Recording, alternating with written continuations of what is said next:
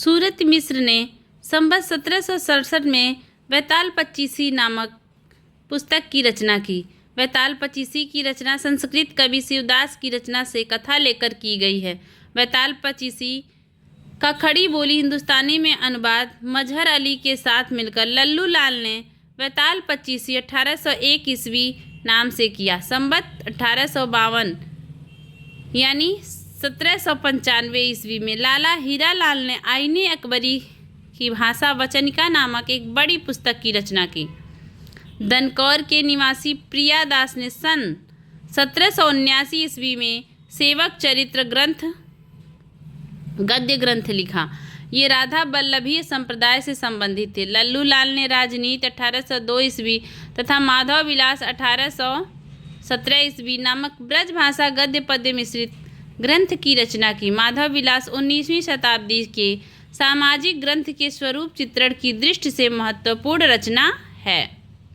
माधव विलास भी पूछ देता है और राजनीति भी लल्लू लाल का पूछ ही देता है, क्योंकि ये ब्रज भाषा में उनके लिखे हुए ग्रंथ हैं। माधव विलास 19वीं शताब्दी के सामाजिक जीवन के स्वरूप चित्रण की दृष्टि से महत्वपूर्ण रचना है। माणिकलाल ओझा ने सन 1828 ईस्वी में सोमवंशन की वंशावली नामक ब्रज भाषा गद्य में रचना की। खड़ी बोली गद्य का प्रारंभिक रूप दक्षिणी साहित्य में मिलता है। दक्षिण के साहित्यकारों ने अपनी भाषा को हिंदी, हिंदवी, दक्खनी, देहलवी, जबान, हिंदुस्तान आदि कई नामों से पुकारा है। दक्षिणी हिंदी के संबंध में प्रोफेसर एहतेशाम हुसैन ने लिखा है, इस भाषा में पंजाबी, हरियाणवी और खड़ी बोली का मेल था। यह ब्रज भाषा के प्रभाव से भी बची नहीं थी और सबसे बड़ी बात यह थी इसमें फारसी, अरबी के अनेक शब्द भी सम्मिलित हो गए थे। इतिहास से पता चलता है कि प्रारंभ में इन्होंने उसी भाषा से काम चलाया, यहाँ तक कि वह उन्नति करके साहित्य की भाषा बन गई। साहित्यकारों ने उसको कभी हिंदी, कभी जबाने हिंदुस्तान का और कभी दक्कनी कहकर पुकारा। दक्कनी हिंदी के प्रथम गद्य लेखक ख्वाजा बंदा नेवाज गेसुदराज 1318 से 1422 ईस्वी को माना जाता है। ख्वाजा बंदा नेवाज गेसुदराज की प्रसिद्ध रचना मिराजुल आस्कीन दक्कनी गद्य की प्रथम पुस्तक मानी जाती है।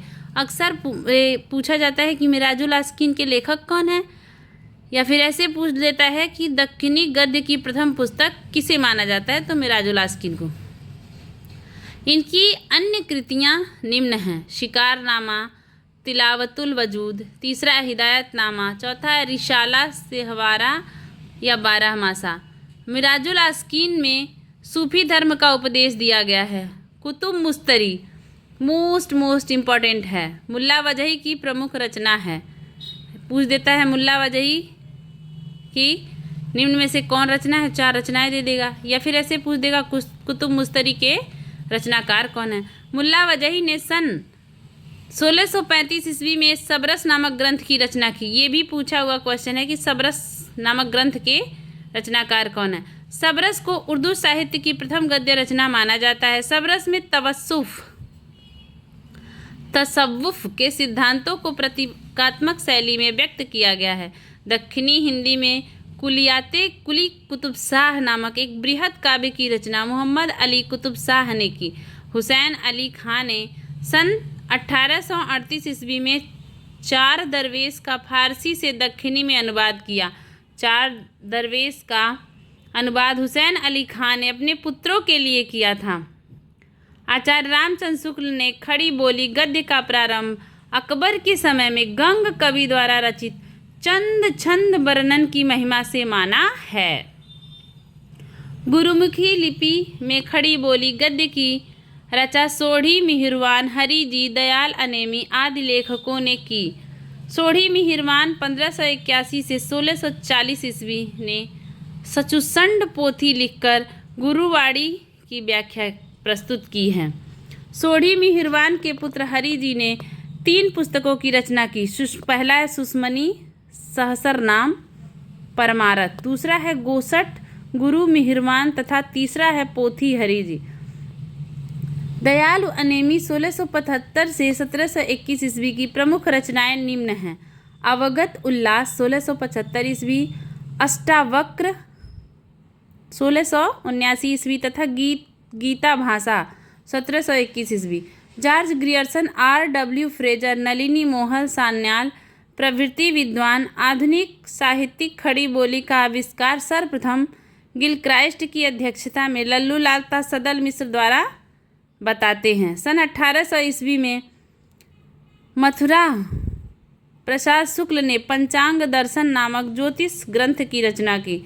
संवत 1818 यानी 1761 ईस्वी पंडित दौलत राम ने हरिशेणाचार्य कृत जैन पद्म पुराण का भाषानुवाद किया। अगर आपको संवत पता करना है तो ईस्वी में 57 जोड़ दीजिए।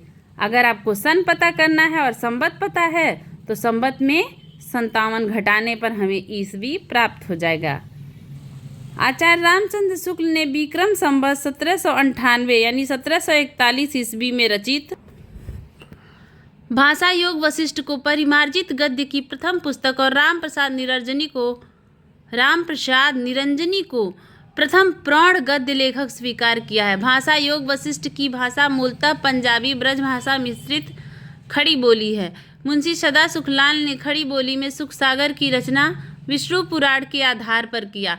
खड़ी बोली गद्य को एक साथ आगे बढ़ाने वाले 4 महानुभाव मुंशी सदा सुखलाल नियाज, सैयद ईसा अल्लाह खां, लल्लू लाल तथा सदल मिश्र हैं। इनको हिंदी गद्य के 4 उन्नायकों में इनका नाम जोड़ा जाता है। हिंदी गद्य उन्नायकों में इन चारों लोगों का स्थान बहुत ही महत्वपूर्ण है। मुंशी सदा सुखलाल नियाज और ईसा अल्लाह खां, इन दोनों का संबंध फोर्ट विलियम कॉलेज से नहीं था। डायरेक्ट ऐसे क्वेश्चन पूछ देता है कि किनका संबंध फोर्ट विलियम कॉलेज से नहीं था। फोर्ट विलियम कॉलेज की स्थापना 1800 ईस्वी में हुई थी, जिसकी स्थापना लॉर्ड वेलेस्ली ने की थी।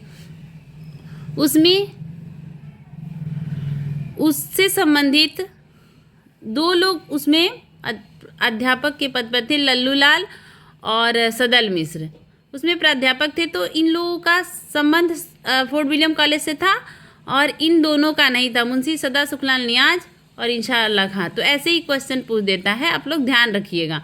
मुंशी सदा सुखलाल ने लिखा है, रस्मों रिवाज भाषा का दुनिया से उठ गया।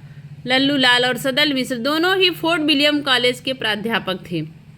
मुंशी सदा सुखलाल नियाज की प्रमुख रचना सुख सागर एवं मुंतख बुत्तवारीख है। दोस्तों यहीं पर हम बंद कर रहे हैं, क्योंकि इतना ही आप लोगों को याद हो जाए। 1-2 बार वीडियो को देखेंगे तो बहुत फ़ायदा होगा।